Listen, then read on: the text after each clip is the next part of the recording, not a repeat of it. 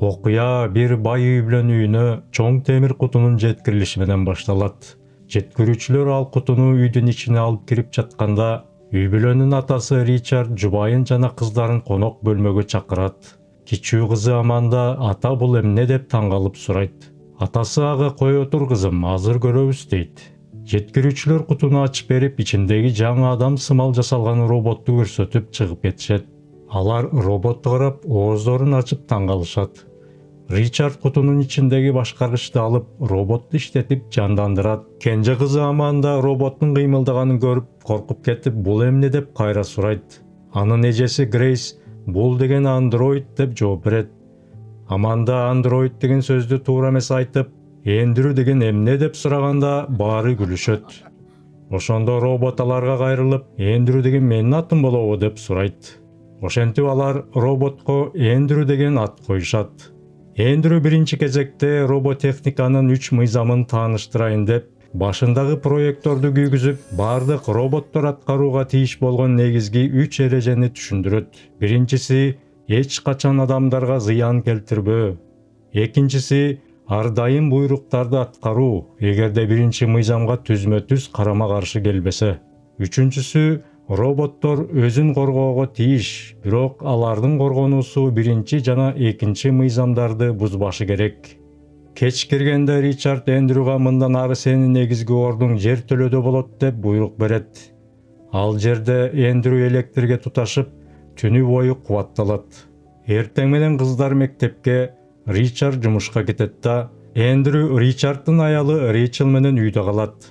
Рейчел роботтун жанында өзүн ыңгайсыз сезип, Эндрюнү жертөлөөнү күнү бою тазалап иретке келтирүү менен алектендирип, өзүнөн мүмкүн болушунча алыс кармайт. Кечинде Эндрю кечки тамакты мыкты кылып даярдайт. Ричард тамак жакшы жасалыптыр деп Эндрюнү ашканага жөнөтөт. Эндрю болсо сизге кызмат кылууга ар дайым даярмын деп ашканага кирип кетет.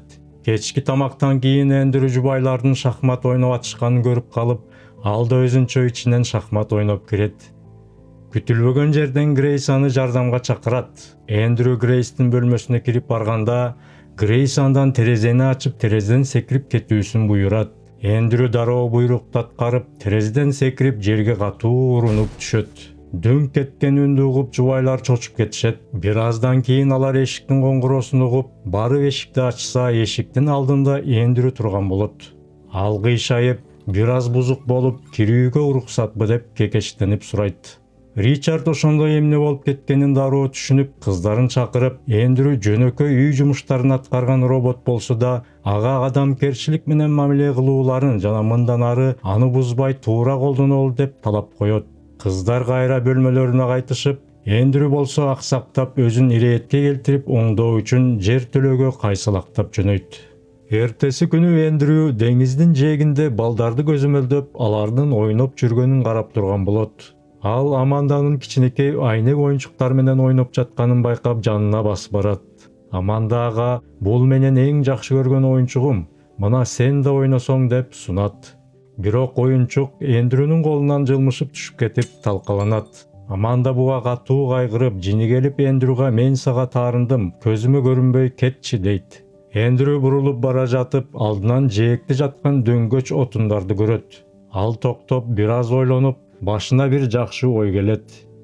Ошентип кеч кирип, Эндрю жер төлөөсүндө жыгач ою боюнча устачылык китептерин шатырата окуп өздөштүрүп, таап алган жыгачты оюп, Аманданын сынган айнек атына окшош кылып жыгачтан аттын айкелин жасап, аны билгизбей Аманданын керебетине коюп коет. Аманда бөлмөсүнө кирип келип, жыгач атты көрүп кубанып, Эндрюнү бөлмөсүнө чакырат. Эндрю болсо терезеден дагы секиртет экен деп коркуп барат. Бирок Аманда жыгач ат үчүн абдан ыраазы болгонун айтып, Эндрюга Вуфи деген оюнчук итти белек кылып берет. Анда Эндрю аты эмне үчүн Вуфи деп сурайт. Аманда ага анткени ал вуф-вуф деп үрөт да дейт. Эртеси таңкы тамак маалында Ричард Эндрю жасаган жыгач атты карап таң калып ой жүгүртөт.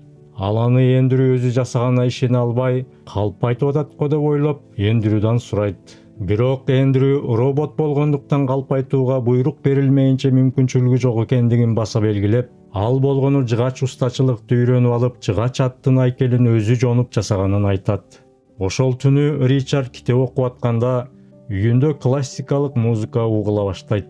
Ал туруп музыканын үнүн ээрчип барып жер төлөгө түшүп келет. Ал жерде Эндрю эски граммофонду оңдоп алып, рахаттанып музыка угуп отурган экен. Ричард роботтун музыкадан рахат алып угуп атканын көрүп таң калат. Ошентип эртеси күнү Ричард Эндрюнун мындай чыгармачыл өзгөчөлүктөрү анын программасында камтылганбы же жокпу билүү үчүн аны чыгарган Northern Robotics компаниясына алып барат. Ал жакта компаниянын башчысы Денис деген киши аларды тосуп алып, эмне маселе боюнча келгендигин сурайт. Ричард Эндрю андроидтерге таандык болбогон нерселерди кылып, кызыгуучулук, досчулук жана чыгармачылык сыяктуу сапаттарды көрсөтүп жатат деп Дениске жыгачтан жасалган жаныбарлардын айкелдерин да көрсөтөт. Денис роботтун башын черткилеп, андроидтун программасында кемчиликтер жана башка механикалык бузулуулар бар экен. Бул алар үчүн чоң көйгөй деп эсептеп, Эндрюнү оңдоп, тетиктерин алмаштырып, же такыр эле жок кылып, анын ордуна жаңы роботту сунуштайт. Бирок Ричард ага каршы болуп, бул робот көйгөй эмес, тескерисинче жакшы сапаттары бар, өзгөчө жана уникалдуу робот экенин айтат. Ошондо Денис бул робот үчүн биз сизге көп акча беребиз, муну бизге сатыңыз деп тырышып суранат.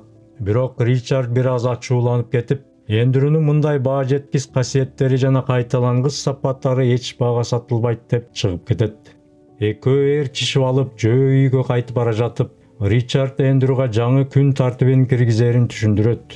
Биринчиден Эндрю күндүн бир бөлүгүн чыгармачылыкка арнап, башка убакыттарда Ричард менен маек куруп, андроидтер түшүнө албаган адам жашоосундагы нерселерди үйрөнүшү керек деп талап коет.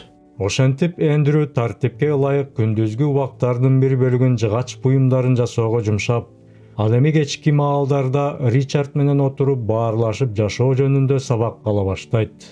Ричард ага жашоонун кызыгын жана кереметин түшүндүрүүдөн баштайт. Бир күнү ал Эндрюга адамдардын тукум улантуусу жөнүндө сөз баштайт. Бирок Эндрю түшүнө албай башаламан чыгарат. Ричард сабактын ыңгайсыз багытка бурулуп баратканын байкап, дароо сабакты башка күнү уланталы деп токтотот. Жаңы график башталгандан бир нече күн өткөндөн кийин Эндрю жубайлардын эс алып бири-бири менен тамашалашып күлүп атышканын байкайт. Ошол күнү кечинде сабак учурунда Ричард тамаша деген эмне экендигин түшүндүрүүгө аракет кылып, Эндрюга көп жөнөкөй анекдот тамашаларды айтып берет. Бирок Эндрю аны жакшы түшүнө албай, тамашалардын маанисин бузуп, ар кайсы суроолорду берип, Ричарддын башын маңгылат. Эртеси Эндрю таңкы тамактануу учурунда Ричард айтып берген бир катар орунсуз тамашаларды биринин артынан бирин тынымсыз түрдө шатыратып айтып берет. Ричарддын үй бүлөсү Эндрюнун дастаркон үстүндөгү ылайыксыз комедиясына чыдай албай, катуу каткырып күлүшөт. Ошондо Эндрю алардын күлкүсүнө көңүл буруп, "Көрдүңүзбү мырза Ричард, мен тамаша айтуу чеберлигин толугу менен бир күндүн ичинде өздөштүрүп алыпмын" дейт. Анда Ричард ага тамашалардын орду жана ыгы болот, аларды өз убагында байкап туруп айтыш керек десе, Эндрю убактыны байкап элатам, азыр саат 10 болду таксыр деп жооп айтат. Эндрю бара-бара кичинекей Амандагы кичинекей айым деп кайрылып калат. Бул ирет кичинекей Аманда пианино ойноп жатканын угуп, Эндрю келип карап туруп калат. Аны Аманда байкап, "Кел, пианодо дуэт ойногонду үйрөтөйүн" деп Эндрюнү чакырат. Эндрю албетте деп пианодо Аманданын жанына келип отурат.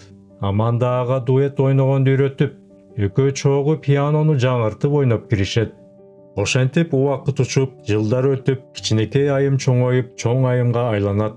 Алар пианодо бир музыканы ойноп бүтүшүп, Аманда Эндрюга кайрылып, "Музыка сонун болду" дейт. Ага Эндрю "Рахмат кичинекей айым" деп жооп берет. Аманда болсо аны бетинен өбүп туруп басып кетет. Кичинекей Грейс да бойго жетип, чачын агартып боеп алып, бир мотоцикл минип көпкөн жигит менен ойноп сүйлөшүп турган болот. Апасы алардын обужокку турганын көрүп, "Силерде тартип, уят деген калбаптыр" деп тилдейт. Ага кызы каяша айтып, "Сиздин эмнеңиз кемип атат" деп жооп кылат. Апасы жинденип аларды урушуп кууп жиберет. Ал сааттарга толгон үйүнө кирип келип, күйөөсүнөн "Грейсти эмне кылабыз? Обужок тентек кыз болду" деп сөз баштайт. Ричард болсо бул убактылуу нерсе, аракетибизди уланта берели. Бир күнү акылына кирип, эсине келер деп үмүттөнөт. Капысынан кулак тундуруп сааттар коңгуроо кага баштайт. Маанайы жаман болуп турган Рейчел буга чыдай албай, Ушул силердин сааттыңардан тажадым деп даттанат. Ричард болсо сааттардын теңин элге бекер таратып жибердик эле. Мүмкүн калганын сатып пайдасын көрсөк деген оюн айтат. Аманда андан түшкөн акча кимдики болот деп сураганда атасы биздики болот деп жооп берет.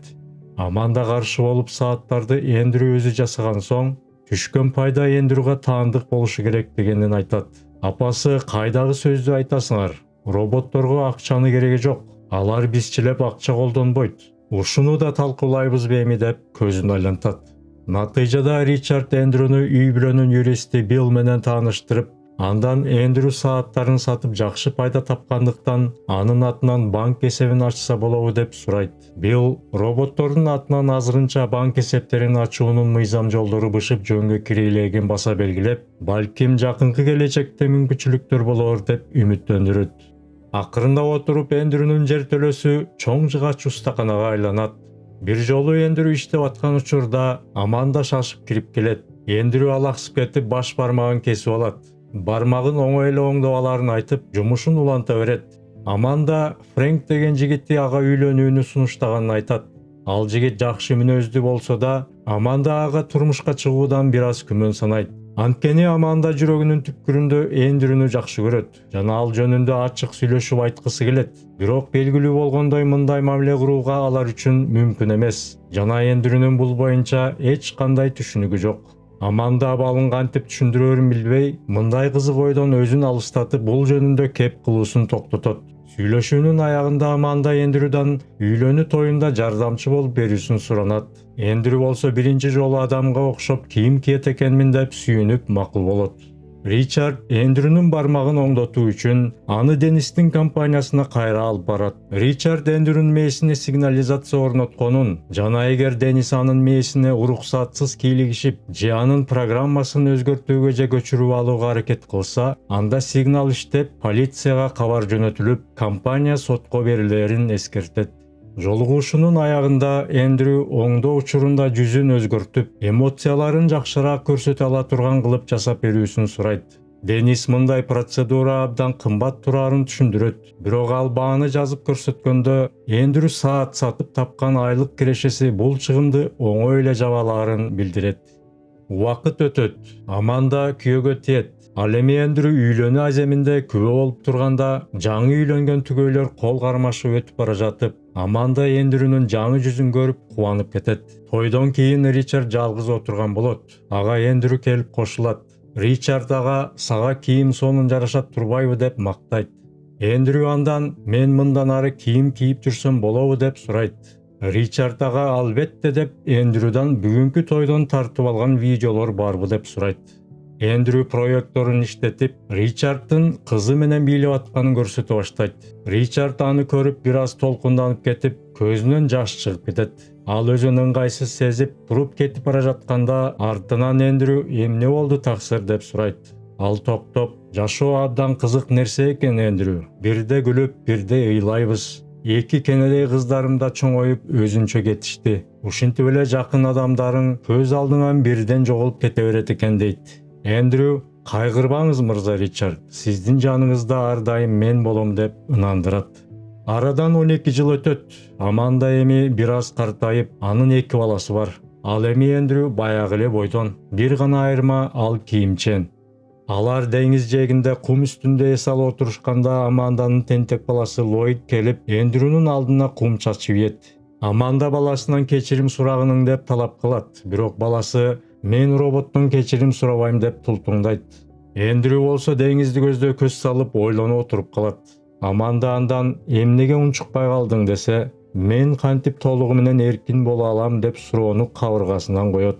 Аманда күлүмсүрөп, сен бизди таштап кеттиң барбы? Биз сага буйрук бергенди эбак эле токтотконбуз жана сен азыр ансыз деле эркинсиң деп таң калат.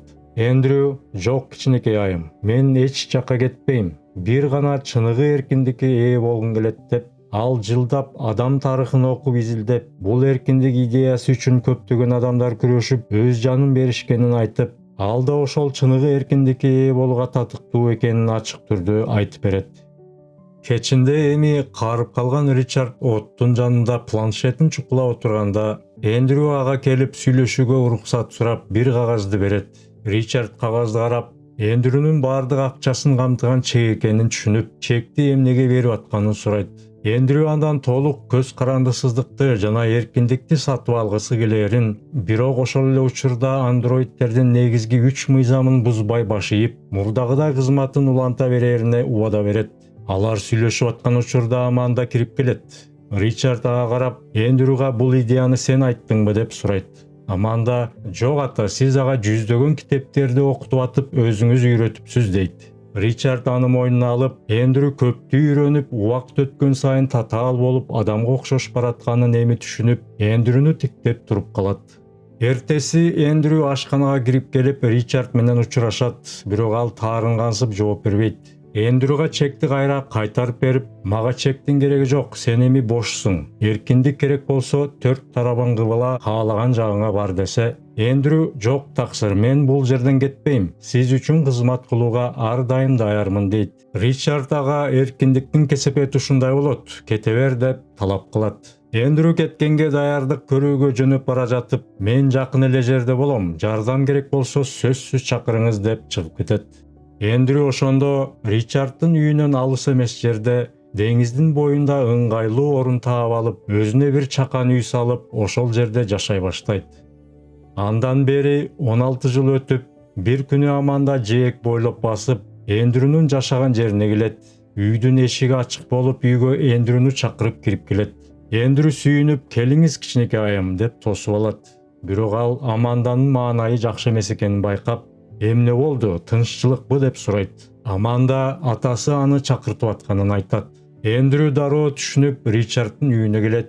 Ал төшөктө жаткан Ричарддын жанына келип олтурат. Ричард ага кайрылып, каруу өлөрүнө саналуу эле күндөр калганын билдирип, аны үйдөн кубалап кетиргендиги үчүн кечирим сурап, жана Эндрю аларга жакшы кызмат кылып келгендигин айтат. Эндрю, эч кабатыр болбоңуз мырза деп, ал дагы деле кызмат кылууга ар дайым даяр экендигин айтып, өзүнүн да Ричардга болгон ыраазычылыгын билдирет. Ошентип көп өтпөй Ричард көз жумат.